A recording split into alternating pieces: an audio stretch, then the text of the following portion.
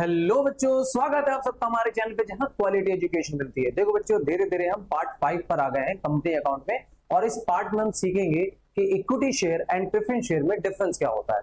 ठीक है बच्चे, बढ़ते हैं अगले पार्ट की तरफ, ध्यान दीजिए। ठीक है बच्चे, difference between equity share and preference share. कई बार थ्योरी में आपसे 2 से 3 नंबर का ये पार्ट पूछ लेता है, तो कुछ बेसिक बातें हैं जो हमें जानना जरूरी है, तभी हम इसका डिफरेंस क्लियर कर पाएंगे।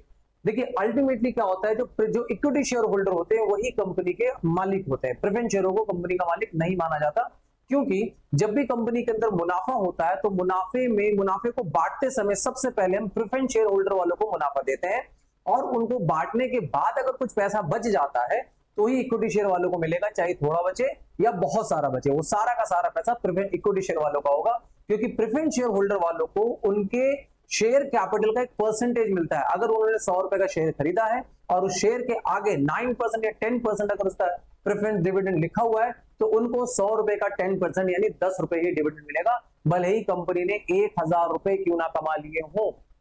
ठीक है, उनको हमेशा उनके परसेंटेज के हिसाब से 10%, 12% जो प्रेफरेंस शेयर के आगे जो परसेंटेज गिवन होता है, वो परसेंटेज आपको डिविडेंड के तौर पर मिलेगा। जितने का शेयर आपने खरीदा है, जो मार्केट में कंपनी ने इशू किया है, उसी का रेट आपको डिविडेंड के तौर पर मिलता है। उसके बाद जो पैसा बच जाए वो सारा का सारा पैसा इक्विटी शेयर वालों का होता है। इसलिए हम कंपनी का मालिक इक्विटी शेयर होल्डर को कहते हैं।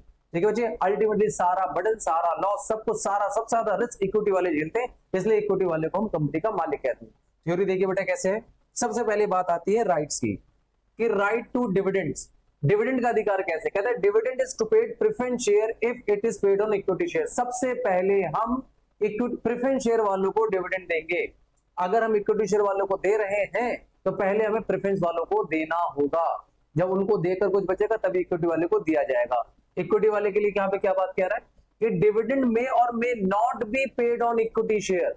जरूरी नहीं है कि इक्विटी शेयर वालों को डिविडेंड मिले, अगर प्रेफरेंस वालों को देने के बाद अगर कुछ डिविडेंड बचता है तो ही इक्विटी वालों को मिलेगा। इसलिए कहा जा रहा है डिविडेंड मे और may not be paid on equity share if it is paid on preference share. पहले प्रेफरेंस शेयर वालों को दिया जाएगा, उसके बाद ही इक्विटी वाले को दिया जाएगा।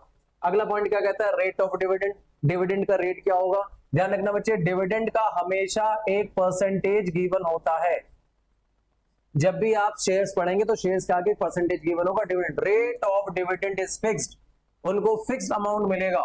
ठीक है, उसके बाद जो बच जाएगा सब इक्विटी वाले को होगा। यहाँ क्या कहता है, rate of dividend is propose by the board of director every year declare by the share holder. ठीक है, जो शेयर होल्डर को जो डिविडेंड मिलेगा बोर्ड ऑफ डायरेक्टर डिसाइड करेंगे। जितना प्रॉफिट बचा वो सब दे सकते हैं, या उसमें से भी कंपनी अपने पास कुछ रख लेगी फ्यूचर के लिए और बाकी पैसा शेयर होल्डर को दे देगी, ऐसा भी कर सकती है। लेकिन अल्टीमेटली जो ज्यादा लोड होता है वो इक्विटी वाले झेलते हैं, कि इनको पता भी नहीं मिलेगा कि नहीं मिलेगा, लेकिन कई बार बहुत ज्यादा भी मिल सकता है। और इनमें क्या पक्का मिलेगा, लेकिन एक फिक्स अमाउंट मिलेगा, छोटा सा अमाउंट, फिक्स अमाउंट मिलेगा। अगला क्या है, arrear of dividend. Arrear of dividend क्या होता है बच्चे, कई बार अगर डिविडेंड देना बाकी रह जाता है, कंपनी ने इतना मुनाफा नहीं कमाया कि इस साल वो मुनाफा दे सके, तो वो जो डिविडेंड है वो इकट्ठा होता रहता है। जब कंपनी मुनाफा कमाएगी तो पिछले साल का डिविडेंड दे देगी। तो ये केवल प्रेफरेंस शेयर वालों को मिलता है, इक्विटी वाले को नहीं मिलता। क्या कहा जा रहा है कि if preference shares are cumulative preference share, arrear of dividend is paid before the dividend is paid on the equity share. अगर आपका पिछले साल का डिविडेंड बाकी है, शेयर होल्डर को पिछले साल का भी डिविडेंड देना बाकी है, और हम इक्विटी शेयर वालों को पैसा देने जा रहे हैं, तो सबसे पहले प्रेफरेंस शेयर होल्डर का पिछला सारा बकाया पूरा करना होगा। पिछले साल का डिविडेंड रह रहा है, इस साल का डिविडेंड रह रहा है, वो सारा डिविडेंड देने के बाद तब हम इक्विटी वाले को देंगे। लेकिन इक्विटी वाले ये नहीं कह सकते कि हमें पिछले साल का भी डिविडेंड चाहिए, पिछले साल हमें नहीं मिला था। ठीक है, ऐसा नहीं कह सकते। क्या कह रहे हैं, dividend is declare every year in case dividend is not declare during the year it is not accumulated. Accumulated का मतलब होता है इकट्ठा करना। अगर पिछले साल प्रेफरेंस शेयर वालों को डिविडेंड नहीं मिला है तो पिछले साल का डिविडेंड वो ऐड करके रखेंगे कि हमें ये भी चाहिए। उससे पिछले साल भी अगर डिविडेंड नहीं मिला तो वो भी ऐड करके रखेंगे। और जब भी कंपनी मुनाफा कमाएगी तो जितना डिविडेंड का इकट्ठा हुआ है वो सारा डिविडेंड प्रेफरेंस शेयर वालों को मिल जाएगा। लेकिन ऐसा इक्विटी वाले नहीं कह सकते कि हमें पिछले साल नहीं मिला था, वो डिविडेंड भी हमें आज चाहिए। डिविडेंड प्रेफरेंस इक्विटी वाले को तभी मिलेगा जब उनके पास, कंपनी के पास कुछ बचेगा। ठीक है बच्चे, ये बेसिक डिफरेंस है प्रेफरेंस शेयर और इक्विटी शेयर में। आई होप यहां तक बात समझ में आ रही होगी। उसके बाद नेक्स्ट है कन्वर्टिबिलिटी। प्रेफरेंस शेयर में be converted into equity share. Preference share जो है वो इक्विटी शेयर में कन्वर्ट किया जा सकता है। क्यों, कंपनी को कई बार लगता है ऐसा कि हमें प्रेफरेंस वालों को पैसा ज्यादा देना पड़ रहा है या प्रेफरेंस शेयर वालों को कंपलसरी पेमेंट करनी पड़ रही है, तो कंपनी कई बार अपने हित में, अपने बेनिफिट में क्या करती है कंपनी, उसको प्रेफरेंस शेयर को इक्विटी शेयर में कन्वर्ट कर देती है, जिससे क्या होगा, अब कंपलसरी पेमेंट नहीं होती कि हमें पैसा देना ही देना है। कई बार कंपनी अपने फेवर के लिए ऐसा काम कर लेती है, तो कंपनी शेयर इशू करते समय बता देती है कि जो प्रेफरेंस शेयर जो हम इशू कर रहे हैं ये कन्वर्टेबल है, कभी भी जरूरत पड़ने पर हम उसको कन्वर्ट कर सकते हैं। या फिर कंपनी ये भी कह सकती है कि जो शेयर है ये नॉन कन्वर्टेबल है, अगर नॉन कन्वर्टेबल है तो किसी कीमत पे कन्वर्ट नहीं हो सकता, ये इशू करते समय ही बता दिया जाता है। तो प्रेफरेंस शेयर में भी, देखो वर्ड बोला है मे भी, हो भी सकता है, प्रेफरेंस शेयर में be converted to equity share if the term of the issue so propose, जो बात बोली गई अगर वैसी सिचुएशन क्रिएट हो रही है तो कंपनी इक्विटी शेयर को, प्रेफरेंस शेयर को इक्विटी शेयर में कन्वर्ट कर सकती है। लेकिन यहां क्या कह रहा है, equity share are not convertible, equity share किसी भी कीमत पर कन्वर्टेबल नहीं होते। किस में कन्वर्ट होंगे, सबसे लास्ट स्टेप वही होता है, सबसे लास्ट स्टेज वही है, तो उससे ज्यादा कहां कन्वर्ट कर पाएंगे। तो इक्विटी शेयर कभी भी कन्वर्ट नहीं होता, बिकॉज कंपनी के लिए सबसे ज्यादा बेनिफिशियल लोग यही होते हैं, इनको डिविडेंड मिला तो भी शांत रहेंगे, नहीं मिला तो भी शांत रहेंगे, ठीक है। तो कंपनी के लिए मतलब प्रॉब्लम क्रिएट करने वाले प्रेफरेंस शेयर होल्डर वाले होते हैं, इसलिए इनको कन्वर्टेबल रखना चाहती है कंपनी, ठीक है बच्चे। आगे देखिए, आगे क्या कहता है, रिडम्पशन। रिडम्पशन का मतलब होता है पैसा वापस करना। देखो जब भी हम कंपनी से शेयर खरीदते हैं, जब भी हम कंपनी शेयर खरीदते हैं तो उसमें अगर वो प्रेफरेंस शेयर है तो प्रेफरेंस शेयर का पैसा कंपनी को वापस करना पड़ेगा। जैसे आज मैंने कोई शेयर 100 रुपए का खरीदा, तो कंपनी को आज ना कल उस शेयर के पैसे मुझे वापस करने होंगे, शेयर मुझे उनको लौटाना पड़ेगा और वो मेरे कैपिटल का पैसा वापस करेगा, डेट इज प्रेफरेंस शेयर। और इसका जो मैक्सिमम टाइम लिमिट है वो कभी भी लौटा सकता है, लेकिन मैक्सिमम टाइम लिमिट जो है वो 20 साल है। 20 साल के अंदर अंदर कंपनी को प्रेफरेंस शेयर का पैसा लौटाना ही पड़ता है, लेकिन इक्विटी शेयर के केस में ऐसा नहीं होता। हम उसको शेयर को रिडीम करते थे, कंपनी रिडीम करती है, कंपनी हमें हमारा पैसा वापस करती है और हम कंपनी को शेयर सर्टिफिकेट वापस करते हैं। इक्विटी शेयर के केस में ऐसा नहीं होता। इक्विटी शेयर के केस में केवल जब कंपनी बंद हो रही होती है, तो कंपनी के अल्टीमेटली मालिक तो इक्विटी शेयर होल्डर वाले हैं, तो जब कंपनी बंद हो रही होती है तब उस केस में वो पैसा वापस होता है उनके मालिक को, अदरवाइज नहीं होता। ध्यान देखिए क्या कहता है, preference share are redeemable on the due date, जो उनकी ड्यू डेट तय की गई है, मिनिमम की कोई डेट नहीं, लेकिन मैक्सिमम 20 साल है, 20 साल के अंदर अंदर उनको रिडीम कर देना है। लेकिन कंपनी क्या करती है, इसमें बायबैक करती है। कंपनी क्या करती है, बायबैक करती है, इक्विटी शेयर को रिडीम नहीं करती है।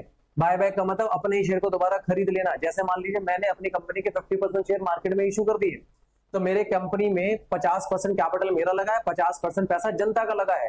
अब हर साल मुनाफे के 2 टुकड़े हो जाते हैं, आधा टुकड़ा जनता में बढ़ जाता है, आधा टुकड़ा मेरे पास आता है। तो अब मैं चाहता हूं कि वो सारा का सारा प्रॉफिट मेरे पास ही हो, तो मुझे अपना मालिकाना हक खरीदना पड़ेगा जो 50% मैंने पब्लिक को बांट रखा है। तो कई बार कंपनी अपने ही शेयर को मार्केट से खरीदती है, उसको बायबैक कहते हैं। तो इक्विटी शेयर के केस में जो शेयर है वो बायबैक किए जा सकते हैं, या फिर कंपनी जब खत्म हो रही होती है तब कंपनी अपने शेयर को वापस लेके उसका पैसा शेयर होल्डर को लौटा देती है, ठीक है। तो इक्विटी के शेयर में क्या होता है, बायबैक होता है, प्रेफरेंस के केस में रिडीम होता है। अगला है वोटिंग राइट। आपको मैंने पिछली वीडियो में बताया था बच्चे कि कंपनी के अंदर हर साल एक मीटिंग होती है, जिस मीटिंग का नाम होता है एजीएम, एनुअल जनरल मीटिंग। उस जनरल मीटिंग के अंदर वोट होते हैं बेटा किसी भी डिसीजन को लेके कि हमें कौन सा इस वक्त हमें कौन सा ऑडिटर चूज करना, हमारे डायरेक्टर कौन होंगे, बहुत तरह की चीजों के लिए पे वोटिंग की जाती है। तो उस वोटिंग में इक्विटी शेयर वालों का अधिकार ज्यादा होता है, प्रेफरेंस शेयर वालों का कुछ लिमिटेड केस में अधिकार होता है कि वहां पे वोट कर सकते हैं, अदरवाइज वो जनरली वोट नहीं करने, उनके पास वोट करने का अधिकार जनरली नहीं होता। कुछ स्पेशल सर्कमस्टांसेस होते हैं जो आपके सिलेबस में नहीं है, उसमें उनको वोट करने का अधिकार मिलता है। देखिए क्या कहता है, preference share holder have voting right only in special circumstances. किसी स्पेशल सर्कमस्टांसेस में ही उनको वोट करने का अधिकार मिलेगा, लेकिन इक्विटी शेयर होल्डर वालों को हर केस में, हर सर्कमस्टांसेस में वोटिंग का अधिकार मिलेगा, वो हर चीज में वोट कर सकते हैं, बिकॉज अल्टीमेटली कंपनी के मालिक यही है, ठीक है बच्चे। लास्ट क्या है, payment, repayment of capital. Capital की रीपेमेंट कब होगी, तो ध्यान दीजिए जब भी कंपनी बंद हो रही होगी, कंपनी डिसॉल्व हो रही होगी, कंपनी बिल्कुल खत्म हो रही होगी, तो वैसे केस में सबसे पहले पेमेंट प्रेफरेंस शेयर होल्डर वालों को दिया जाएगा। सबसे पहले पेमेंट प्रेफरेंस शेयर होल्डर वालों को दिया जाएगा, उसके बाद अगर पैसा बचता है तो इक्विटी वाले को दिया जाएगा। ध्यान दीजिए क्या कहता है, कहता है on winding up the preference share capital is repaid before the equity share capital. Equity share capital को पैसा देने से पहले प्रेफरेंस शेयर वालों को पैसा दिया जाएगा, और यहां भी वही बात कहता है on winding up equity share capital is repaid after the preference share capital. Equity वाले को पैसा कब मिलेगा, जब हम प्रेफरेंस शेयर वालों को पैसा दे देंगे उसके बाद मिलेगा, है ना बच्चे, यही बात थी। और यहाँ पे लास्ट है right to participate in management. कौन इसके अंदर मैनेजमेंट के अंदर पार्टिसिपेट कर सकता है? तो कहता है preference share holder do not have to right to participate in the management. Preference share holder तो मालिक तो होते ही नहीं है, तो जब प्रेफरेंस शेयर होल्डर मालिक होते ही नहीं है तो कंपनी के मैनेजमेंट के अंदर पार्टिसिपेट कैसे कर सकते हैं? अल्टीमेटली बार बार मैं कह रहा हूं, कंपनी के मालिक कौन होता है? Equity share holder. तो equity share holder have a right to participate in the management of the company. Company के किसी भी काम में इक्विटी शेयर होल्डर पार्टिसिपेट कर सकते हैं, लेकिन प्रेफरेंस शेयर होल्डर पार्टिसिपेट नहीं कर सकते हैं। ठीक है बच्चे, आई होप आपको ये equity share and preference share के बीच का डिफरेंस क्लियर हो गया होगा। एग्जाम में आपसे 2 से 3 नंबर का पूछता है बेटा। इस वीडियो में हम बेटा यहीं तक बात करेंगे, आगे के टॉपिक के लिए हमसे नेक्स्ट वीडियो में मिलते रहिए। तब तक के लिए मस्त रहिए, स्वस्थ रहिए, मिलते हैं अगले वीडियो में। तब तक के लिए बाय।